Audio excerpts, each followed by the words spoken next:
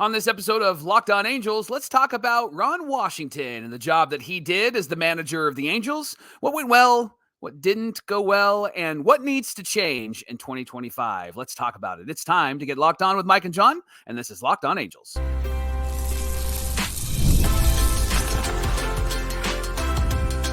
You are Locked On Angels, your daily Los Angeles Angels podcast. Part of the Locked On Podcast Network, your team every day. Thanks for making Locked On Angels your first listen of the day. You can find us anywhere you get your podcasts, including Apple Podcasts, Spotify, and SiriusXM by searching Locked On Angels. And if you'd like to get back to the Super Halo Bros for all the Super Halo content, here's some things that you can do. Leave us a rate and a review on Apple Podcasts. If you're watching on YouTube, hit that thumbs up button. And if you're not subscribed already, please subscribe and become a Locked On Everydayer. And whether you're watching or listening, come over to YouTube, leave a comment. It's one of the best ways to get in touch with us and be a part of the conversation. And this episode of Locked On Angels is brought to you by Game Time. You can download the Game Time app, create an account, and use our promo code LOCKEDONMLB for $20 off your first purchase. Thanks for being here for this episode of Locked On Angels, where it's your team every day. You've got the Frisch Brothers here with you, a.k.a. the Super Halo Bros. My name is John, and that's my brother Mike. And my name is Mike, and that's my brother John. Hey, we're talking Angels baseball Monday through Friday, every single weekday, 5 days a week. How many different ways can I say that? I think those are the three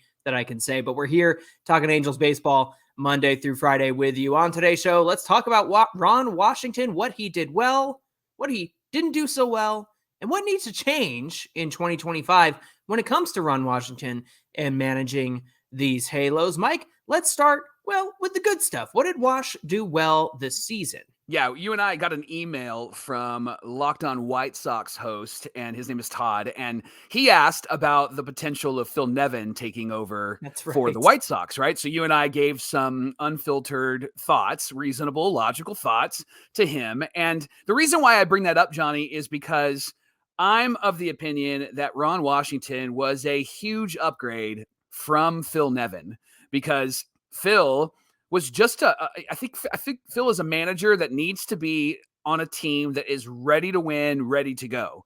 And this team obviously is not that. And so that's why I'm glad that they have somebody like Ron Washington, because one of the things that he did well, John, was that he was really good for this young core. We saw them develop.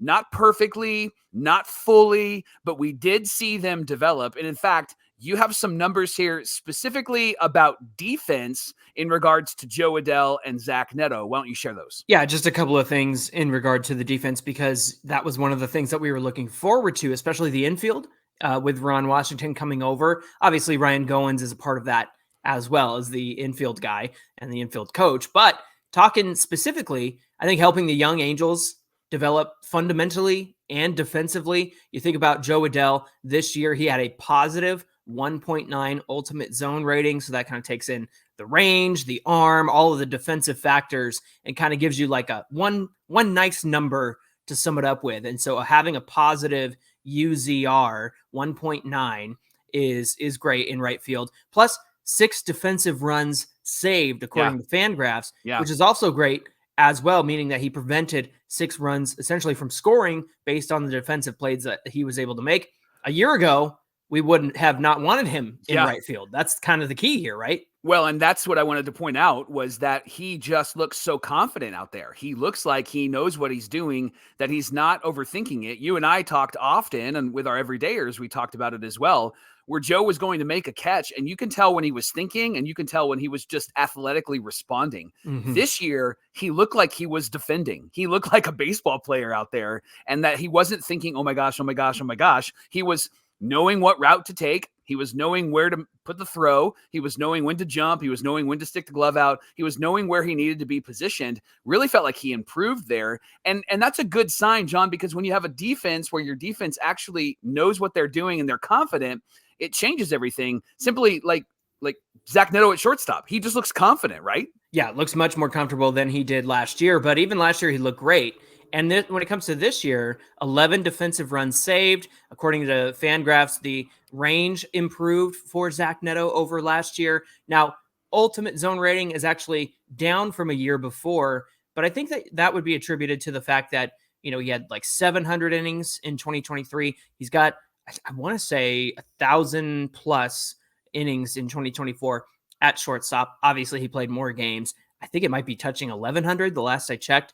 But all that to say, Zach Neto defensively definitely had his moments out there where he struggled, and we saw that. Yeah. But at the same time, you feel confident for a change when the ball goes that direction. And then I love when he does the things like the sneaky plays when he gets the runner out at third and they think that he's going to throw to first, and he times it perfectly and gets it to whoever's playing third base for the tag, that sort of thing. I love seeing that. Yeah. Like, one thing regarding Zach Neto that I think Ron Washington did well was the fact that we saw that instance where he removed Zach Neto from the game when his offense was affecting his defense. And what I mean by that was he was struggling at the plate, and then you could see that he was just very absent-minded at shortstop. The frustrations from the offense and things not going well at the plate spilled over into his defense. And Ron said, all right, I think you need a break. I think you need to come sit on the bench. And it was, I wouldn't have wanted that in a winning season, but in a losing season, I think that's an important lesson to learn for Zach Neto. That's why I think Wash is the perfect guy this last season for these young guys, because he was able to be a personal manager to them. He wasn't just managing from the corporate level, right? He was actually involved in their lives, and he did let his coaches do what they needed to do. And a good manager is going to spot where you're really good and help you work on that muscle, help you flex on that a bit. And that's what I love about Ron Washington. And speaking of letting the coaches do what the coaches need to do, Johnny Washington was the hitting coach, and part of Ron's sight, he's like overseeing what the Angels are doing, is what happened not just defensively, but also at the plate, Johnny, because we saw adjustments from the young guys. We saw adjustments from Shonowell, Moniak, Neto, and specifically Joe Adell, didn't we? Yeah, I think that if you look at where the season began with these guys and their hitting, you're going to see the very obvious struggles at the beginning of the season. Now, having said that, Adell was on a tear to start the season. Yeah. But then he fell off really hard through May, June, and July. But if you consider like where Shonowell was at the beginning of the season, even Zach Neto to start the season, and Mickey Moniak finished strong as well. I challenge you guys to take a look at, July, August, September for a lot of these guys, and you can see a very distinct turnaround. And it's also kind of when the adjustments sank in. I know that we didn't hear from Johnny Washington a lot. I know that we didn't really get a lot of insight into what's going on. However, the times that we did, it was very much having to do with, hey, Adell got rid of that leg kick. Neto got rid of that leg kick. Shonowell's just trying to be more of who he is rather than trying to hit for power, because at the beginning of the season when he really struggled, he was trying to swing for the fences. Same thing, I think, with Mickey Moniak. I think there was a talk about, hey, Mickey, just hit it to all fields and try to be comfortable with that. Now, having said that, I think Moniak needed more time at the plate to figure these things out. Agreed. And he started to get that toward the end of the season. But I will say, if you take a look at the way these guys ended, I think you see a very obvious pattern of development where it was like, we're starting here, we tanked down, and then toward the end of the season, their stats started to climb there in the late months. Yeah, it's hard to evaluate a manager in baseball because there's a lot that they oversee, right? And there's a lot of games. It might be easier to do that maybe in football or maybe even in basketball, but in baseball it can be hard because it can be kind of nuanced. But the one thing that I want to point out in the nuance was the Ron Washington pep talks. I really loved when he would go out to the mound and have that moment where he would have his hand on his hip and the other hand would be on the shoulder, and he would just be hitting the guy, right? And he would be talking and he would be pounding, and no glove, no hand over the mouth, because Ron didn't care who knew. And I also love those moments where he said, no. The infield, you guys got to stay away. It's just going to be me and him right now. And if you look at his batting average when it comes to coming to the mound, it's probably not 700, right? He's probably around the 400 mark, which is fantastic. He was probably 40 to 50% good at helping them to respond really well in that next pitch, with that next moment, with that next batter. And that's what I love about him as a manager, is that he's got that ability to fire you up. It makes sense why he was really good in Atlanta, because he wasn't the main guy. He could be the cheerleader that was on the side, could be your buddy, right? And so it makes sense why he's a good assistant coach, a good number two. But I do like this about Ron Washington and what he brings to the Angels, especially because this team is so young. Yeah, I think that he had a very good success rate with the pep talks. I would say it was above 500 for sure, because it seemed like more often than not, he was getting those guys through the inning and saying, hey, remember what you do well. Remember why you're out here. Remember you got this weapon in your arsenal. You've got this pitch you can go to. Stuff like that I think was very successful. And part of that, Mike, I think, was establishing a culture in the locker room. I think that right. You have to start somewhere. And I think with Ron Washington, I think that they started somewhere this season with him. And to your point about the pep talks, I have to say that the in-game management when it comes to, which relievers to go to, which pinch hitters to go to, not the lineup, because that's an area I'm going to be critical in the next segment, yeah. But the in-game management, I think that there were a lot of good decisions more often than not. Look, a manager is going to ruin the game and lose the game in a 162 game season, I would say at least 10% of the time. And that's 16 games. So, 16 games where he either got you the win or you went, what the heck was he doing in that situation? Yeah. That's going to happen to any manager, I think, especially over such a long season. And the more we don't talk about that, the less we have to say, well, Ron Washington went to this guy and he blew it. That's a good thing. The less we have to do that, that's a good thing. I felt like, at least in the 3 years that we've been doing this show, and even back to Super Halo Bros, when we talk about Joe Madden and Phil Nevin and then Ron Washington, we've watched so many games. And I feel like this year, and might be anecdotally, but this is the year that we haven't had to have a lot of those conversations. We had them and they were there. They happened. Yeah. But I feel like we didn't have them as much as we did in previous years. And again, I think any manager is going to lose you any number of games based on the decisions they make, right?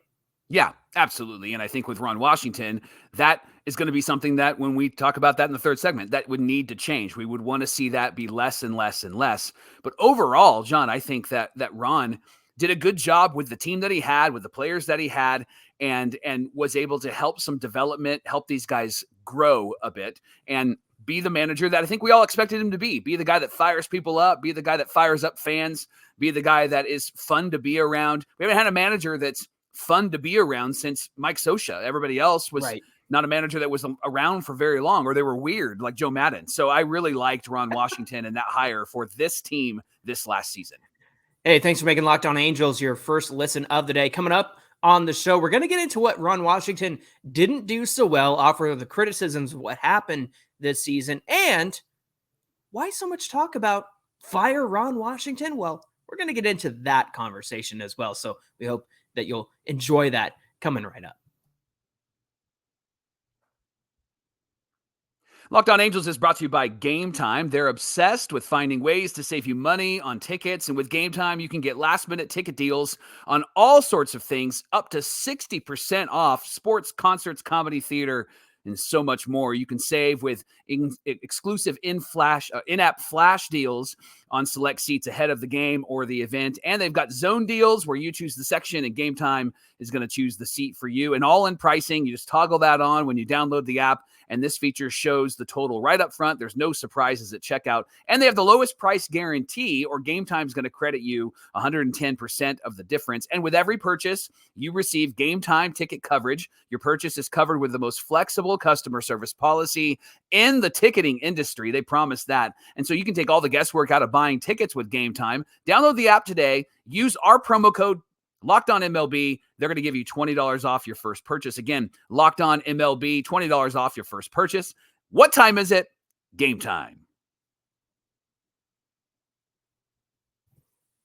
This is the Locked On Podcast Network, where it's your team every day, and everydayers. You can support the show, support the Super Halo Bros, and support us by heading on over to the Super Halo Bros merch store. Mike's demonstrating and modeling one of the many designs we have.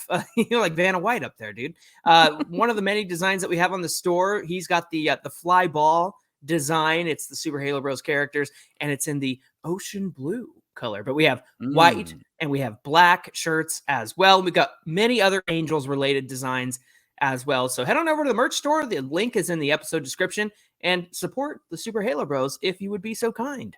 John, if I had to take a guess, I would guess that the first segment, there were comments that were happening while we were talking, especially on YouTube, and live reactions. Yes. And the comments were probably like, yeah, but you don't know. And yeah, but what about it? Okay, we're there. Segment 2. Here we go. What did Wash not do well? Right. And here's one of the things that I think Wash didn't do well last year. And that had to do with playing time. There was too much time spent on non-contributors, veterans that played over guys like Mickey Moniak, right? Like that's the most glaring one. But there was a lot of non-contributors that were in there. Jack Lopez, why was he there? Why did we let go of Luis Guillorme? Why wasn't Michael Stefanik on the team? Right? Like there's a lot of those conversations, and it had to do with who got playing time, especially at the beginning of the year. Who got playing time and who didn't? Yeah, especially with guys like Aaron Hicks on the team, Miguel Sano on the team, Mike, the DH spot and the outfield position, wherever Hicks found himself playing, usually, right field, center field, that sort of thing. It just was wasted on those guys. I know Aaron Hicks wasn't here for very long, but as we were talking about the player grades last week, remember I had that light bulb moment where I was like, hey, what the heck? Why were we doing this at the beginning of the year and giving so much playing time to guys like Cole Tucker and Aaron Hicks out there? And, DH went to Willie Calhoun, and this isn't to knock Willie Calhoun, and he certainly did contribute in his time, but in this kind of season where you knew it was a development season going in, and this is a year to get these guys right and to help them figure things out and get them plate appearances. And again, we saw what happens when you give these guys a full year's worth of plate appearances. They tend to get better. It's funny how that works sometimes, but that's just the way the cookie crumbles. But the problem was seeing guys like Aaron Hicks out there and watching valuable playing time go to these veteran guys or these washed up guys or these scrap heap guys over the likes of a Mickey Moniak, or even you brought up Jack Lopez. Why wasn't Kyron Paris up at the end of the season? I know he hasn't been great, but he's somebody the Angels organization has been high on, and so bring him up to the majors and let him sink or swim at the end of the season, because that's what happened with a lot of these guys at the end of the season. They sank or swim, and it just kind of is baffling to me. And that might have to do with roster stuff and more of a Perry Manassian thing. But to give the guys so much playing time over the likes of the young guys who desperately needed it this year, that's an area that really bothered me with Ron Washington. It seems like in baseball, there's this veteran manager honorific towards veteran players that doesn't happen in maybe other sports as often, because like NFL, like it's next man up. If the young guy's in, he's got the energy, let's put him in and let's sit that quarterback, right? But in MLB, it feels like, and I think Ron is this way, where he's kind of tipping the cap to those veteran guys. And maybe he remembers what it was like to play. And maybe he remembers like not wanting to lose his spot. And so I wonder if that is a factor into some of those decision makings. What do you think? You said it doesn't happen in football, or it doesn't happen as much in football. A great example of that is just ask Alex Smith how he felt about losing a spot to Colin Kaepernick. And he wasn't playing bad. Yeah. He just got hurt. Right? Yeah, he just got hurt. He lost a spot. Yeah, that's definitely holds true. I think the tradition of baseball and giving veterans opportunities to play. But here's my thing. I understand you paid Aaron Hicks a contract. I understand that you paid him money to come play for the team. And the conversation around when that signing happened was, oh, he'll be a great fourth outfielder. Oh, he'll get Mike Trout off his feet, and Trout can DH. And then he's in there almost every day. Yeah. And the same kind of thing with Miguel Sano. I understand they were trying to see if Miguel Sano could get back to where he was. And it certainly seemed promising. He lost weight. He was hitting really well in spring training, all that stuff. He made the team out of spring training. I understand you wanted to figure out what you had there, but I mean, beyond this year, you're not having Sano, you're not having Hicks, you're not having Jack Lopez. And so it's just kind of silly to me that you would spend so much time on guys that aren't going to be here beyond 2024. Yeah, which brings up another thing that I think Wash didn't do well, and that was the accountability conversation. Remember, he said, if you're not going to pull your weight, you're not going to be on this team. Did that happen, John? I don't know if that happened. Didn't feel like it happened this Yeah. season. I mean, the only people that weren't on this team were the ones that were hurt most of the season, Mike Trout and Anthony Rendon. And even when Rendon was playing, he wasn't pulling his weight. And he certainly didn't do that offensively. Defensively, I think he's still fine, but offensively, still really struggling out there. Now, when Perry gave his post-season media scrum, it seemed like he implied that perhaps the accountability would be more of a factor in 2025 rather than this past year. And I think a good example of that is Rendon when he said, we're going to take a look at every option, and kind of implied that Rendon could be on the bench or maybe not even here at all, Mike. And I think that might be something that is a factor moving into 2025. I just kind of wonder if there was an element to Ron Washington where you get to know these guys. You don't want to be so cutthroat. You don't want to be so harsh. You want to give guys a chance. Sure. Also, you don't have a lot of other guys to go to most of the time because, you got a lot of roster crunch and whatnot. Yeah. So perhaps there was a lot of big talk at the beginning of the season and he just didn't follow through with that. Maybe because he didn't want to be the guy, like I said, lopping everybody's heads and sending them to the minors or sending them to the bench, that sort of thing. He looked at his Excel spreadsheet and went, okay, third base Rendon and backup is, who is that? Right? Exactly. And so maybe I need to back off of that accountability in that way. One of the things about accountability, John, that I think we have to talk about is Ron Washington's accountability, right? And I know that there's tension. And again, here's the nuance. That squeeze bunt situation with Guillorme, but also throughout the year, he was calling that squeeze bunt often, right? That was his play. And the tension was always, if they didn't get it down, who's at fault? The Guillorme situation was, I think, kind of ridiculous because that was a ball that, Babe Ruth couldn't have gotten to. Griffey Jr. couldn't have gotten, right? It was it was a difficult play. But then Wash would get really defensive when he would sit in front of the media. And that was something that was unique because he wasn't often that way. And he was very accommodating to his players, very encouraging to his players. Here's what he did well. But he also talked very honestly. And I love honest talk. Don't get me wrong. But I felt like in those moments, there was a lack of accountability for him. And as the manager, as the guy in charge, you have to go, hey, I own it. I'll use an NFL reference again. Dan Campbell, who coaches the Detroit Lions, he has said often that this was my fault. He even said just a couple of weeks ago that this particular call, I lost the game for my team, right? And so I think in those moments with Guillorme, it would have been better for him to say, yeah, I made that call and the pitch was wild. And so it probably wasn't the best decision in that moment. I helped out the pitcher in that moment because he just walked a bunch of guys.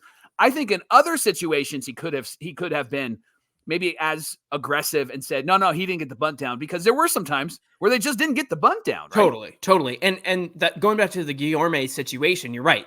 That pitcher was wild, couldn't hit the strike zone. And so more likely than not, Guillorme could have taken a walk there as well. And I understand they call for the squeeze. You got to get the bunt down. I totally get that, but it was not the right time to even call for that. Right. And that's what people took issue with. And Ron kind of played like, well, the pitcher was doing fine. He got the assessment of the situation completely wrong. And that's the thing is, there are moments where he'll tell the media like, hey, Joe Adell, if you're going to get that bag, then you better get that bag. Love that. Right? When Joe Adell didn't get the stolen base at second. Yes. If you're going to go for it, then you better get it. And that's the kind of accountability that makes sense. I love that. But when you step over the line and you're throwing somebody under the bus in terms of, he didn't do what I told him to do. I was like, but that was a stupid call to make in that moment. Right. And I think that's the tension. And so I know that people have brought up, like, I don't like that Ron throws people under the bus. I think you got to be really careful about what you think that means, because telling Joe Adell, hey, if you're going to get that bag, that's good accountability. Absolutely. Eric Young Sr. sending Shawnowell home when he had no business sending him home. Yeah. And calling out Eric Young Sr. for that. That's good accountability. But not being able to recognize when you made a mistake, I think that is an issue for Ron Washington, and something that should definitely change in 2025. This episode of Locked On Angels is brought to you by FanDuel. They're America's #1 sportsbook, and they want you to be smarter when you bet. You can take advantage of the situation and make a good call, not a Ron Washington call, right? And this is what I love about FanDuel is that you get a hunch, middle of the game. You can check out the live stats. You can view the play-by-play, and it's on the same page where you place your bet. So you can go, ooh, I'm going to do this. Ooh, I'm not going to do that. Fantastic. You're going to be so smart when you bet, and you're going to be a winner like you are. And FanDuel is going to hook you up when you get started with $200 in bonus bets guaranteed when you place your first $5 bet. Don't even need to win. You just get $200 guaranteed when you place that first $5 bet. And it all begins and it's all available at FanDuel.com. So now that we've gone over what Wash did well, what he didn't do so well, I think that it's important for us to reflect on this season, how it ended up, how he performed as a manager, and then think about how do things need to change in 2025. So before we get to those changes, Mike, I just think that it's important to say this. Overall, this was Perry's hire and Perry Manassian's guy. Yep. Since Perry Manassian has been here, Joe Maddon was already here. They fired Joe Maddon. They had Phil Nevin take over the rest of the season. Artie was going to sell. He didn't sell. It would have been weird to hire a new manager and then the team be sold to somebody else who's like, well, I don't want that guy. I want my own guy. Sure. So they kept Phil Nevin on, and so that was kind of the catch-22 there.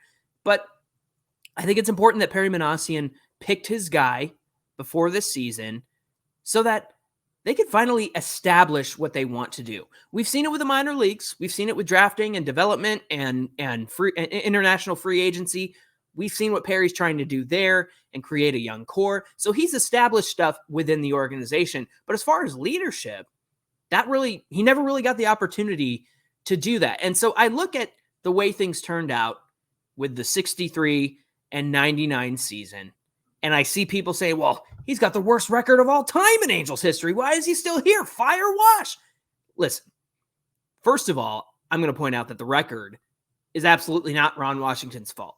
If you look at the lineups from August through September, tell me what Hall of Fame manager is going to win with those lineups that they had to roll out, because that's who was available. That's that's all who was there to play games at the end of the season. Plus, they're giving looks to some of the guys they just traded for, like a Ryan Miller. Well, he didn't get traded for, but he came up. Yeah. They're giving looks to guys like that. They're giving looks to Ryan Zefferjon, who did really well, by the way. They're giving Ben Joyce closing opportunities before he got hurt and shut down for the season. So not everything's going to be great, especially when you trade away your two best relievers that you had on the team. So to me, the record after the trade deadline, throw that out the window, because that was all a time to see what you had in your system. And I think Ron Washington did that really well. Plus, and I love this point, a Locked On Everydayer, Miri Kaku made. She said, Tigers didn't fire AJ Hinch after his first season. They went, they had a losing season. The next year they went 66 and 96. And then since he got hired, they had 3 straight losing seasons before they made the playoffs this year. And they hired him, and he had to serve a 1-year suspension because of the cheating scandal with the Astros. And to continue that point, the Royals didn't fire Matt Quatraro after his first season last year, going 56 and 106. And the Orioles didn't fire Brandon Hyde after 3 straight losing seasons. So there's a point where you have to go, okay, we're building something. I know all of us want the Angels to win. I know we all want them to be successful tomorrow, right? But we're at a point where that just doesn't happen. And I've said this before, 2024 needed to happen the way that it did so that they could establish something. They could establish growth, development. Again, check the trajectory of where these guys were at the beginning of the season versus where they ended up, and you'll see that the stats imply that there's upward trajectory. But I think about somebody like, the response to that might be, well, Perry Manassian fired Joe Maddon. Why did he do that? Because the 2022 team should not have lost 12 in a row. I know they lost 14 in a row because that was after Nevin took over, but they lost 12 in a row.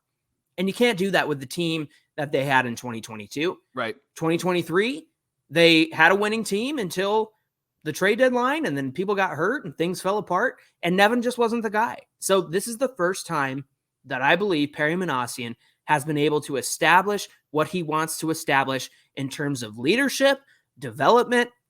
Look, if the Angels continue to, we're going to be competitive this year, we're going to do this, we're going to do that. We've been doing that for 12 years. Yeah. And it's time to make a change. And so, like I said, you got to go through a mile of crap before you can get to the good stuff.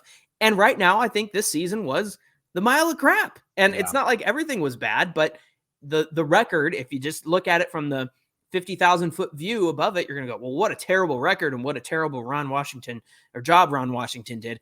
I don't think that's the right way to look at it. And I think you have to look at what was accomplished in this losing season.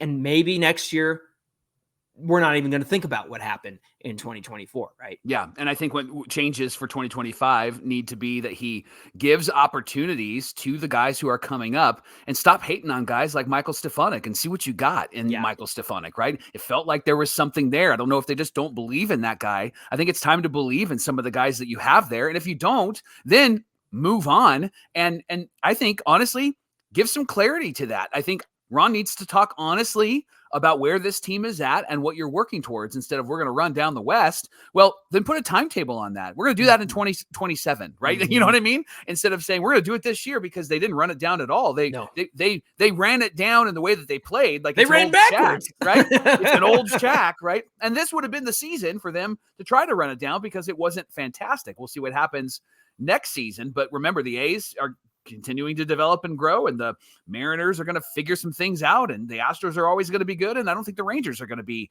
terrible like they were. I think the last piece, John, that needs to change in 25 is Wash has to own mistakes and not place blame. I think he should take blame. I think he should be the guy that says, I made that call. I think he also should be the guy that continues to hold people accountable, but do it in a way that doesn't get defensive. Do it in a way that says, well, here was the decision. He didn't come through. He ran past the bag, whatever might be the case. Mm-hmm. I think that that's totally appropriate. But in those moments where he made a terrible decision, own it, man, because that makes me respect him as a manager so much more. Yeah, I think that there's going to be some great development and improvements made for next season. The offseason and what they do in terms of free agency and trades is going to play a big factor in that. But look, this is the guy that you want to manage a young, growing, developed team that's developing. This is the guy you want in charge of that. You don't want a Phil Nevin in charge of a growing, young, developing team. You want a Ron Washington who has all the experience and evidence behind him to help guys get from point A to point B. And maybe he's not the guy to take them to the promised land, Mike, but he's certainly the guy who's going to help establish that core so that the Angels can get there someday. Thanks for making Locked On Angels your first listen of the day. Now for your second listen, you can enjoy Locked On MLB with our friend Sully. He's going to get you ready for the World Series and talk about all the playoff stuff that's happening right now. And he'll do it in detail and give you a couple of funny anecdotes and a couple of good stories. You can check out his show on YouTube or wherever you get your podcasts. He's a part of the Locked On Podcast Network, where it's your team every day. Hey, be sure you give us a follow on Twitter at Locked On Angels and at Super Halo Bros on Twitter and Instagram. Whether you're watching or listening, come on over to today's show on YouTube, get in the comment section. Let us know what you think about Ron Washington. If we said something you enjoyed or didn't enjoy, let us know, and we'll respond in the comment section. Mike, what do we have on deck for tomorrow's show? Johnny, let's talk about Barry Enright. Was he good? Was he a good coach? Like, we're going to compare, and I think what we're going to find is interesting. We'll talk about that tomorrow on Locked On Angels. Was he Enright or N wrong? Let's find out. All right, friends, we hope you'll come back and join us. Until then, my name is John, and that's my brother Mike. It was right in front of me, and you got it. That was so good. My name is Mike, and that's my brother John. Thanks for being here, everybody, and we'll see you back here on a Wednesday. Oh, man, it's like I turn around, take a sip of Tang, and you walked out first. You jump out first.